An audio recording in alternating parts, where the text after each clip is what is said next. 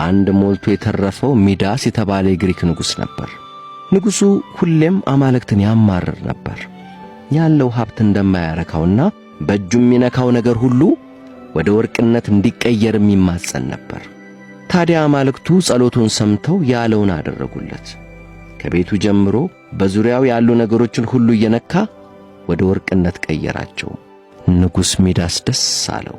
በደስታ ተውጦ በአትክልቱ ስፍራ እየተንጎራደደ እያለ ግሩም መዓዛ ያላት ጽጌረዳ አበባ ያያል። ቀጥፎ ሊያሸታት ገና ሲነካት ወርቅ ሆነችበት። ይሁን ብሎ ምሳ ሊበላ ወደ ቤቱ ሄደ። ምግብ ቀርቦለት የተራበ ሆዱን ለማስታገስ ዳቦን መቁረስ ሲጀምር በማዕዱ ላይ ያለው ምግብ ሁሉ ወርቅ ሆነበት። ተናደደ። መቼም ምን ይደረጋል ብሎ በንዴት ውሃ ሊጠጣ ሲል ውሃውም ወርቅ ሆነበት። በመሃል አንድዬ ልጁ አባብዬ ብላ ዘላ ስትጠመጠምበት ከመቀስበት እሷም ወደ ወርቅነት ተቀየረች። ንጉሥ ሚዳስ እጅግ አዝኖ ጥያቄን አንስቻለሁ፣ የሰጣችሁኝን ኃይልም አንሱልኝ ሲል አማረረ።